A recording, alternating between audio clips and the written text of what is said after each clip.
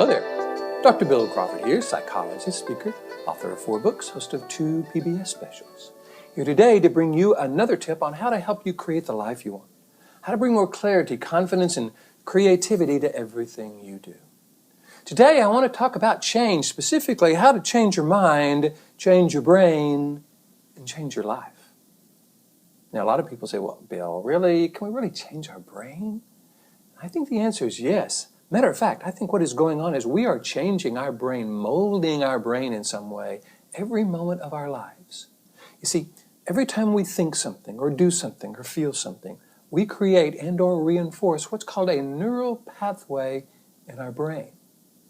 And a neural pathway in our brain is kind of like a field of grain. If you go through that field once, you maybe walk through it or drive through it, it's going to be hard to find that pathway again.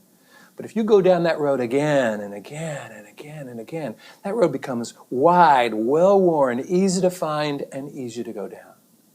So what we have in our life is a lot of old neural pathways that may not be serving us. We all have triggers in our life that in the past have triggered our stress, frustration, anxiety, resentment, anger, annoyance, depression, whatever. Those exist as old neural pathways in our brain.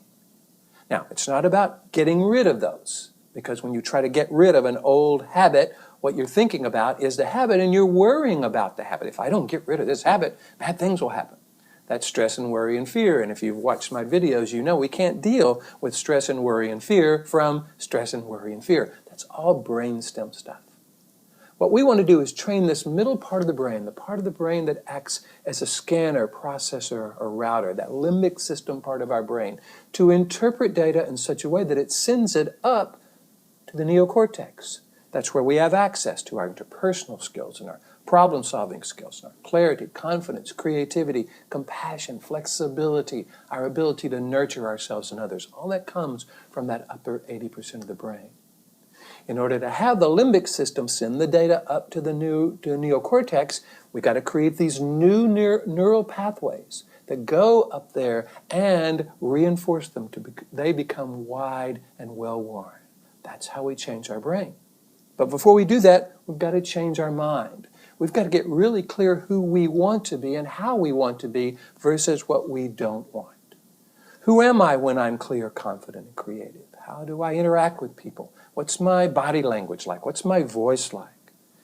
Who am I when I'm being compassionate? Who am I when I'm being patient? Who am I when I'm being flexible? Who am I when I'm being clear and confident? We've got to get clear about that. And then we got to imagine dealing with these situations, being in these situations in this new way. Now, the good news is we're doing all of this in our imagination, and we have complete control over our imagination. The good news is also the brain really doesn't make a distinction between a real and an imagined event.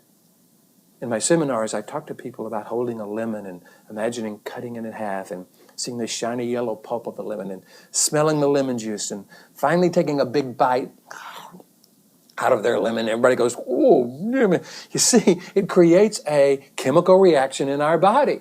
Now, they know they're not interacting, they're not really biting into the lemon, but the body thinks it is, the brain thinks it is.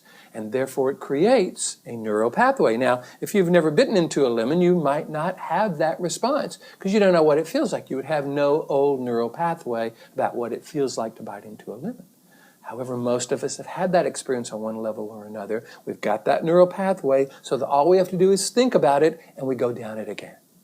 What I think we want to do is, again, create these new neural pathways, change our mind to what we want versus what we don't want, get clear about who we are, and then imagine being this way, clear, confident, creative, compassionate, in these situations. Will we ever deal with traffic again? Will we ever deal with difficult people again, or tests, or difficult situations? Of course. So what we want to do is get clear about who we are. That's changing our mind. And then we change our brain by imagining bringing these qualities and characteristics to these situations.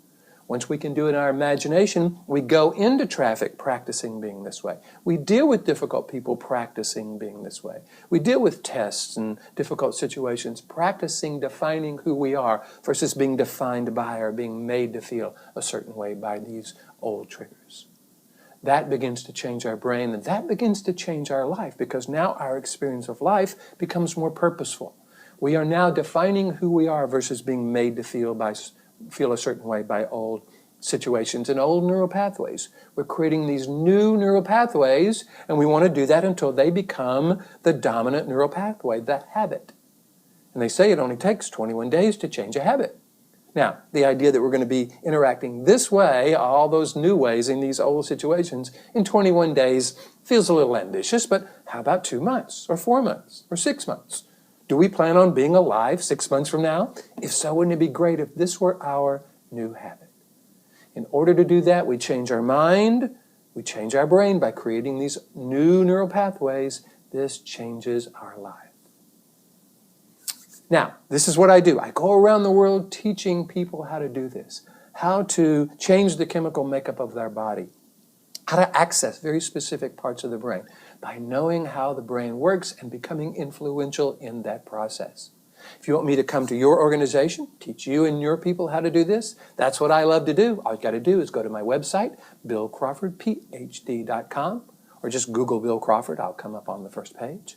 Hit the contact button, let me know what you're interested in, and I'd love to talk with you about that. And if you're liking these videos, please hit the like button and share them with your friends. Google and Facebook, they pay a lot of attention to how many people like their videos and how many people share their videos. Plus, hey, could be some wonderful thing for your friends. They might call you up and thank you for that. I hope you're finding these videos valuable. I'm having a wonderful time bringing them to you, and what I want you to do is to be able to use them in a way that changes your mind, changes your brain, changes your life.